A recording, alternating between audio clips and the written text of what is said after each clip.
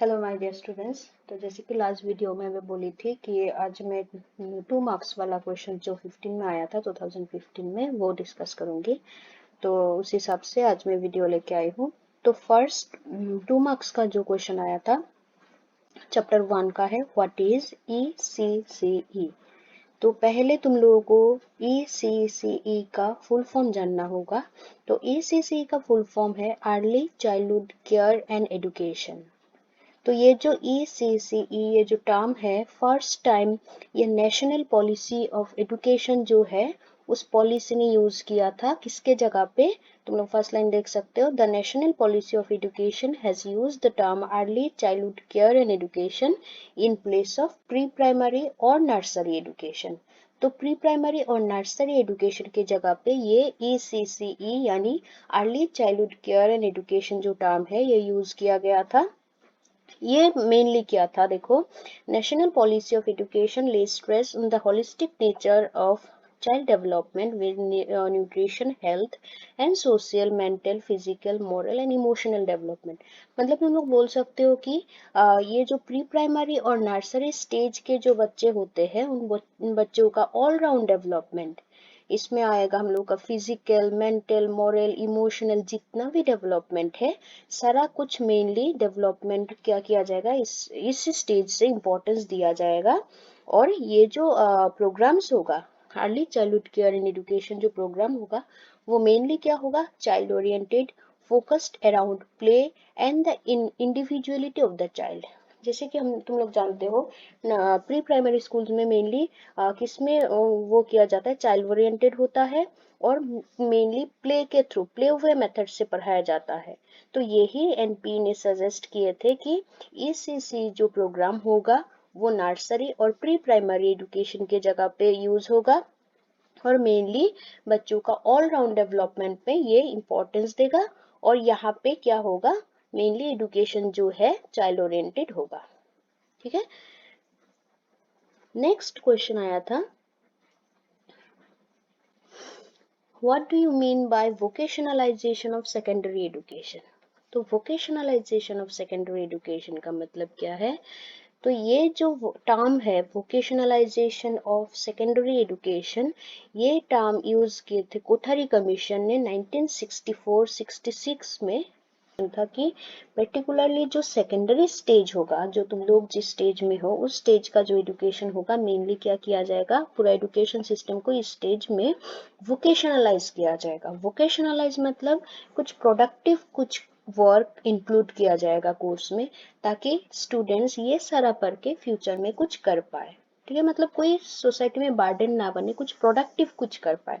इसीलिए कोठारी कमीशन ने ये मेनली इंपॉर्टेंस दिए थे कि सेकेंडरी स्टेज में कुछ वोकेशनल कोर्सेज इंक्लूड किया जाएगा।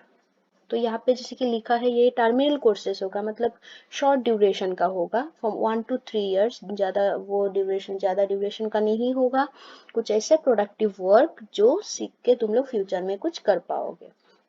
तो इसी हिसाब से बोला गया Kothari commission of 1964-66 emphasizes particularly the need to vocationalize secondary education and to expand the vocation of courses to cover about the half of the total enrollment at this stage। मतलब हो सके तो मतलब हाफ जितना एनरोलमेंट होता है उसका half इस स्टेज का क्या है, जो एनरोलमेंट होता है पूरा सभी को हाफ को क्या किया जाएगा, इस कोर्स में इंक्लूड किया जाएगा।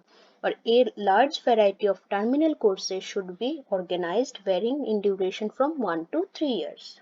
ठीक है, नेक्स्ट क्वेश्चन है what is work experience as suggested by Kothari commission.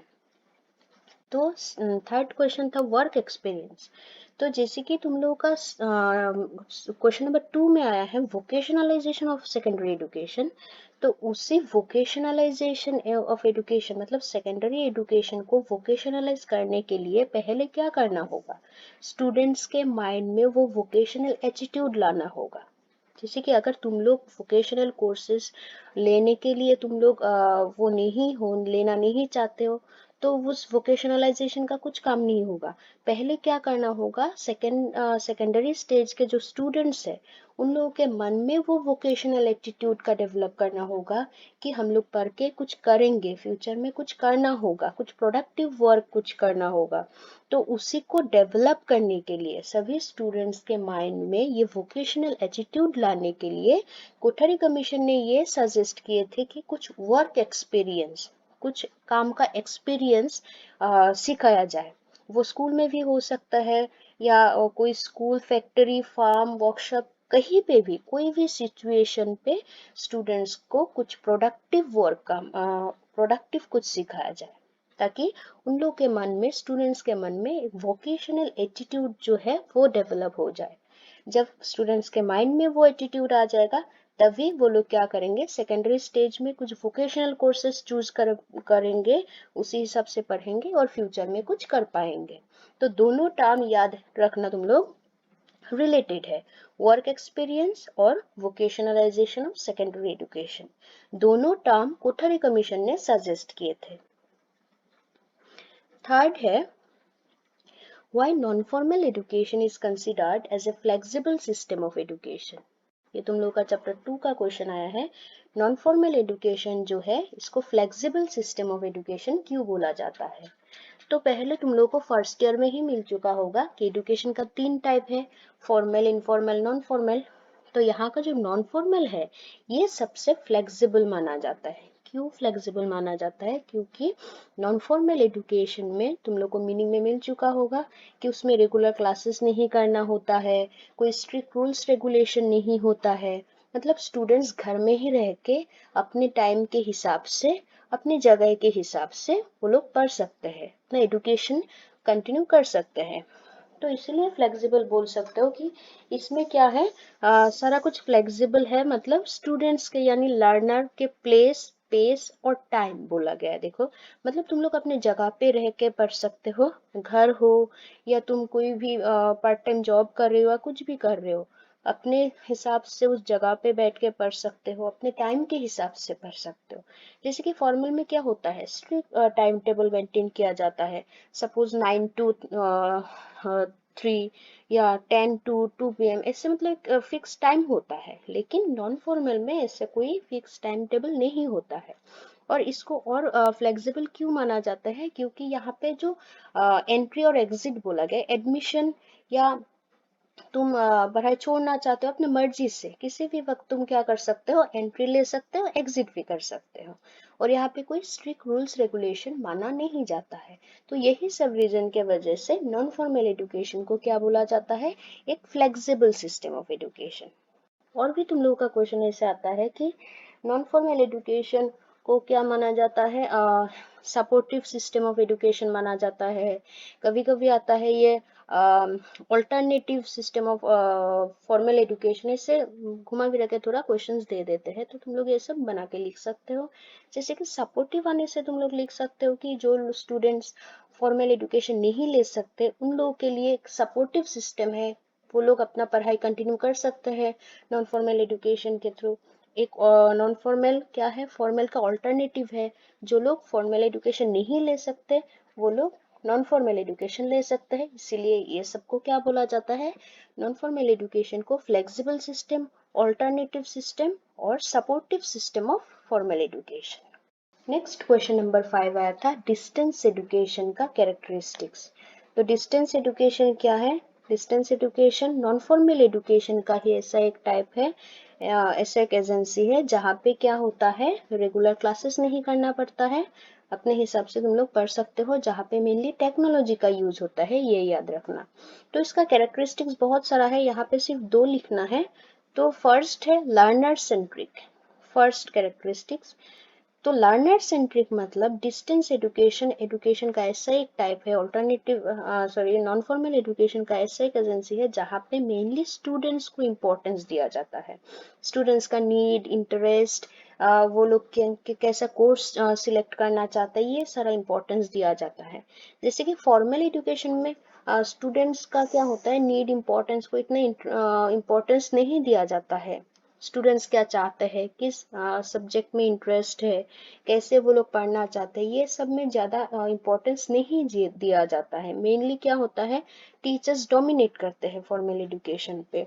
तुम लोग अपने हिसाब से कुछ भी कोर्स वो नहीं कर सकते हो, चूज नहीं कर सकते हो, कॉम्बिनेशन का बात आ जाता है, अलग अलग सब्जेक्ट्स सारे कॉलेजेस में नहीं है, ये भी प्रॉब्लम आ जाता है। लेकिन डिस्टेंस एजुकेशन में क्या होता है, स्टूडेंट्स जो सब्जेक्ट लेना चाहते हैं वो लोग अपने हिसाब से, अपने नीड एंड इंटरेस्ट के हिसाब से सब्जेक्ट्स भी ले सकते हैं, और स्टूडेंट्स का नीड एंड इंटरेस्ट को इम्पोर्टेंस भी दिया जाता है। सेकंड है यूज ऑफ टेक्नोलॉजी। तो डिस्टेंस एजुकेशन का याद रखना, मेन टेक्नोलॉजी बेस्ड है, क्योंकि ये डिस्टेंस एजुकेशन है। यहाँ पे फेस टू फेस कोई वो नहीं होता है, कांटेक्ट नहीं होता है टीचर स्टूडेंट्स का, सारा टेक्नोलॉजी के थ्रू होता है, इंटरनेट के थ्रू। इसके बाद email ID, printed materials, video call, audio call, ये सारे यूज करके क्या किया जाता है, क्लासेस किया जाता है अगर किसी का कुछ डाउट्स होता है। तो इसीलिए बोला गया है कि डिस्टेंस एजुकेशन क्या है, टेक्नोलॉजी बेस्ड है। यहाँ पे mainly printed materials, computer, internet, ये सारा यूज करके स्टूडेंट्स को पढ़ाया जाता है।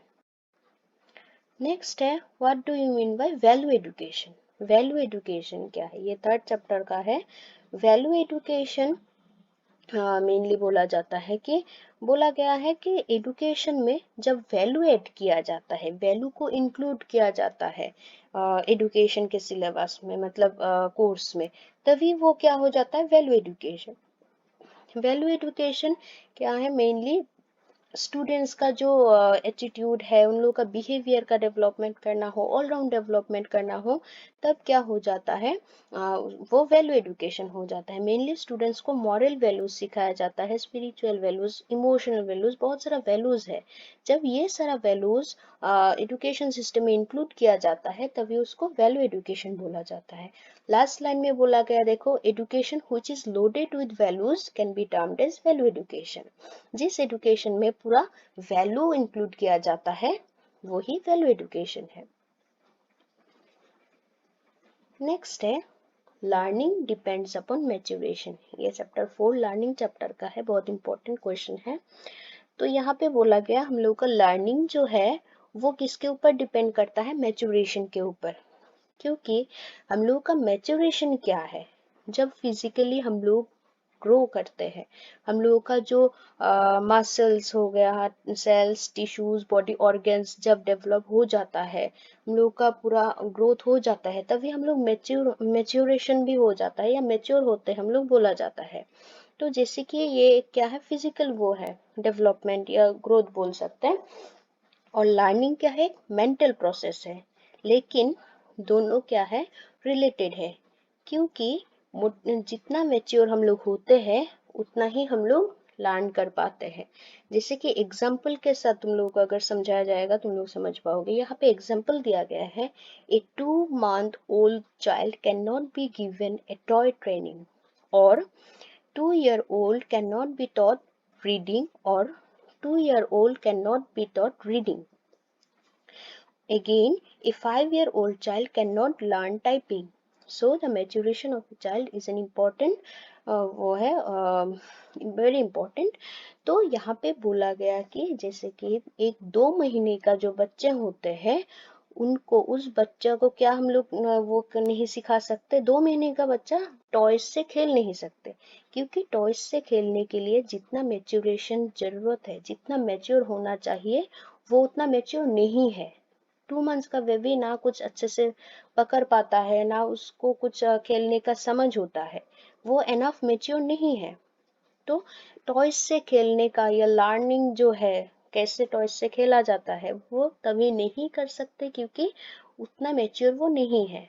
सेम 2 इयर्स के जो बच्चे होते हैं, वो लोग प्रॉपरली रीडिंग और राइटिंग नहीं कर पाते, पूरा सही से लिख नहीं पाते, पढ़ नहीं पाते, क्योंकि लिखने और पढ़ने के लिए जितना मैच्योरेशन चाहिए, 2 इयर्स में इतना हम लोग का मैच्योरेशन नहीं होता है।